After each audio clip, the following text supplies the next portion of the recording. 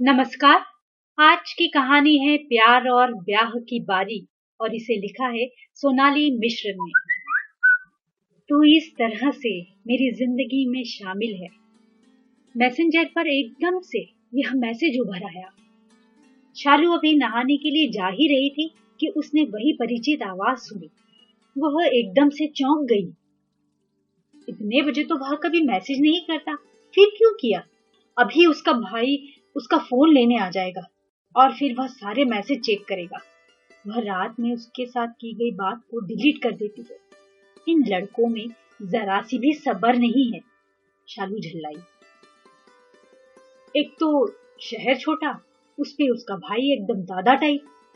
अभी भाई को पता चल गया तो सारा प्यार मोहब्बत का भूत उतार देंगे। 2 ही कंटाप में ही उतर जाएगा भूत।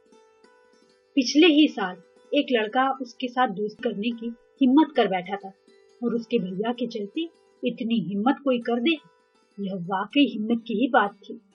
पिछले साल तक फ्री वाला पैकेज था नहीं और अम्मा बाबा किसके इतना पैसा दे देंगे कि अपने दोस्तों से बतिया ले, और वो भी लड़का और लड़की। उसकी मम्मी तो एकदम ही हाथ तोड़कर दूसरे हाथ में थमा देती।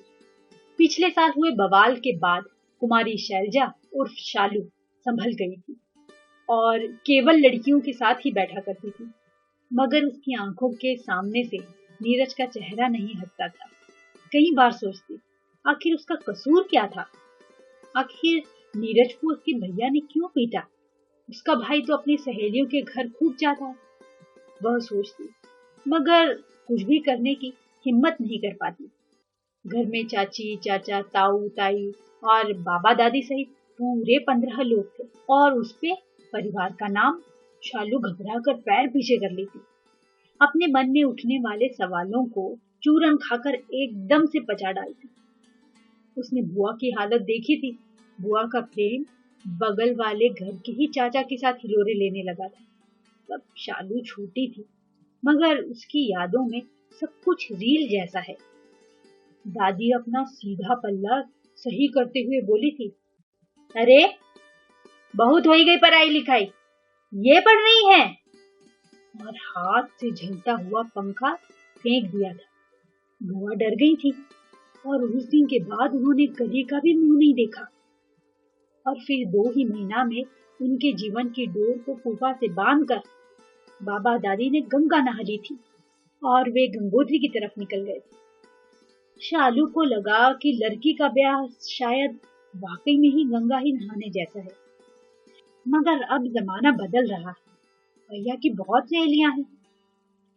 भैया के सारे दोस्त उन सहेलियों के बारे में जानते हैं और उसके सामने ही काली साइकिल लाल स्कूटी वाली जैसी बातें करते हैं। भैया को देखकर उसका मन भी दोस्त बनाने का चलता है। तभी तो नीरज चला आया था उसकी जिंदगी में बेखटक। कितना अच्छा लगता था उसे नीरज को देखना। शहर में एक ही पार्क था, वे दोनों उसमें बैठा करते थे। हालांकि शालू जानती थी कि यहाँ की खबर घर पर पहुंच जाएगी, मगर क्या करे वह? नीरज का साथ उसे बहुत भाता था। नीरज के चेहरे पर उसके बाल जब गिरते थे तब उसे लगता था जैसे समय थम जाए और वह जिंदगी भर केवल नीरज को इसी तरह देखती रहे। काले तिल के साथ नीरज का गहरा चेहरा शालू को हर जोखिम लेने पर मजबूर कर देता था। इंजीनियरिंग की पढ़ाई करने वाला नीरज छुट्टियों में ही आता था, इसलिए इन दोनों का रिश्ता चल रहा था। अगर उसी शहर का होता नीरज तो अब तक भैया से छूट चुका होता। दोनों ने तय कर लिया था कि अगर घर वाले नहीं माने तो चले जाएंगे। इंजीनियरिंग के बाद तो नौकरी मिल ही जानी है, और वो भी दिल्ली में। शादी के बाद वापस आकर गिर जाएंगे पैरों में। अम्मा पापा चाचा चाची सब लोग माफ तो कर ही देंगे, मगर फिर भैया की चांडाल चौकड़ी से डर जाती। तुम मेरे भैया को जानती नहीं हो, वह डर कर कहती, और लग रहा है तुम मुझे नहीं जानती हो।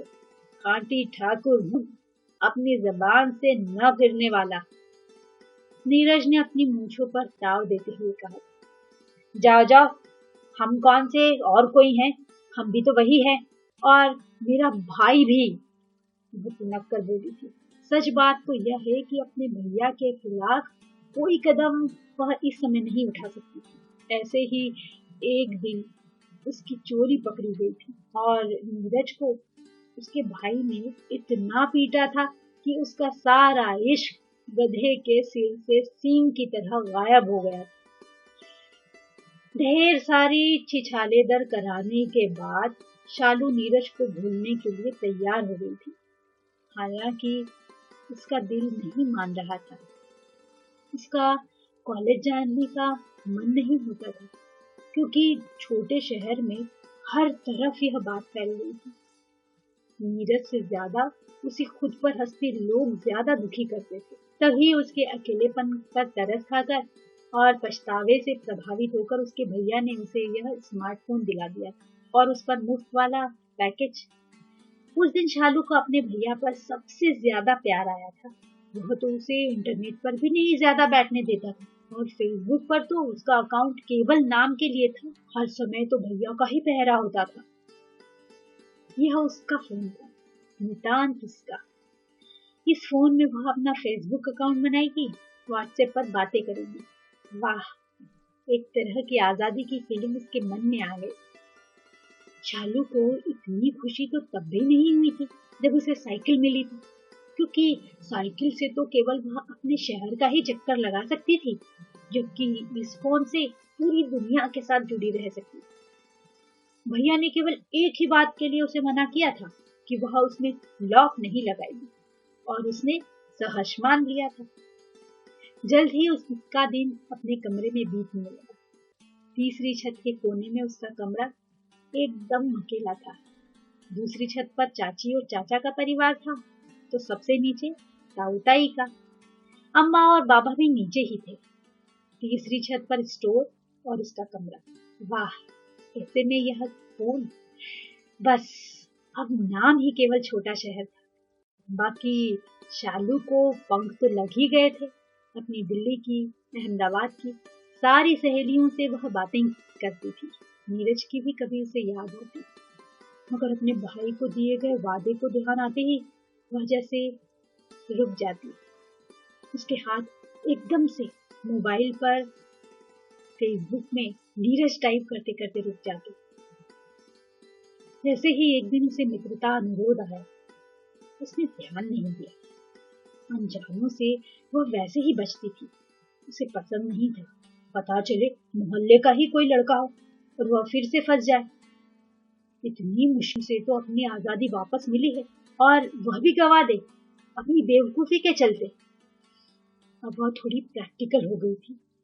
इस प्रैक्टिकल होती शालू में पहले वाली भावुक शालू कहीं दब गई थी, मगर उस आईडी ने हार नहीं मानी। वह मैसेज भेजता, गुड मॉर्निंग, गुड नाइट, कैसी हो, आदि आदि। शालू कुछ दिनों तक तो अनदेखा करती रही, मगर फिर उसे खुद में कुछ अजीब सा लगा। उसे लगा कहीं कुछ तो है इसमें। उसे शक हुआ कहीं नीरज तो नहीं है। उसने पूरा प्रोफाइल उसका खंगाला, मगर उसे कुछ भी परिचित जैसा नहीं लगा। वह नीरज को भुला नहीं पाई थी। नीरज उसमें जिंदा था, या शालू के ही शब्दों में, प्यार एक ही बार होता है, दूसरी बार तो ब्याह होता है। शालू को प्यार हो चुका था और अब जो होना था ब्याह के बाद ही होना था। ऐसे में प्यार की संवेदनाएं कुंभलाकर शांत होकर बैठ गई थी। मगर यह भी सच था कि यह आईडी उसे उकसा भी रही थी, उसे प्रेम के लिए बुला रही थी। नीरज की याद भी उसे आती थी। एक दिन उसने उस आईडी से कह दिया था कि वह प्रेम भी नहीं कर सकती, क्योंकि उसके दिल में नीरज है और हमेशा रहेगा। अब ब्याह हुआ भैया की मर्जी से ही करेगी, बाकी और कुछ नहीं। मगर यह नया आईडी था कि कुछ सुनता ही नहीं था। अब देखो, वह दिन में भी मैसेज भेज रहा था। ऐसे ही नीरज गाता था, तू इस तरह से मेरी जिंदगी में शामिल है, कहीं भी जाऊं कि लगता है तेरी महफिल है। वह उसके दिल की महफिल का किस्सा और हिस्सा दोनों ही बनना चाहता था। मगर शालू, वह क्या करे? शालू नीरज को भूल ही नहीं पाई थी। आज इस गाने में, मैसेज में उसे नीरज की याद दिला दी और कहीं कहीं शालू को यह लगता ही जा रहा था कि यह नीरज ही है।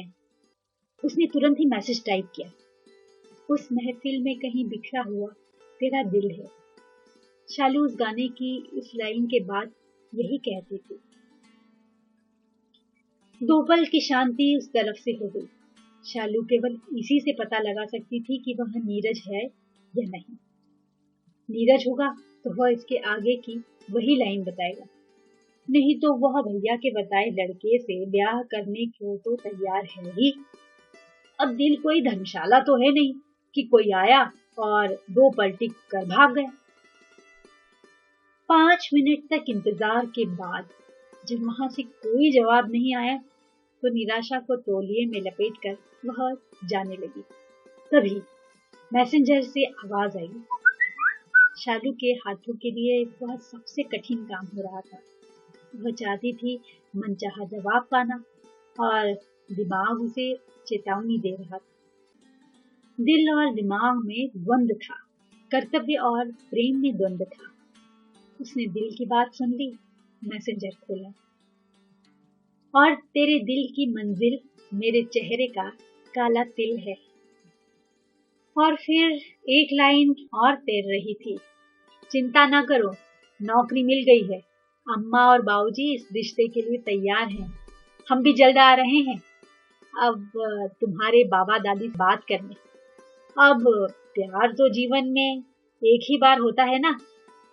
और हाँ, सारे कंटाप भूल चुके हैं। शालू की पसीजी हथेलियां उन सभी क्षणों को याद कर रही थीं।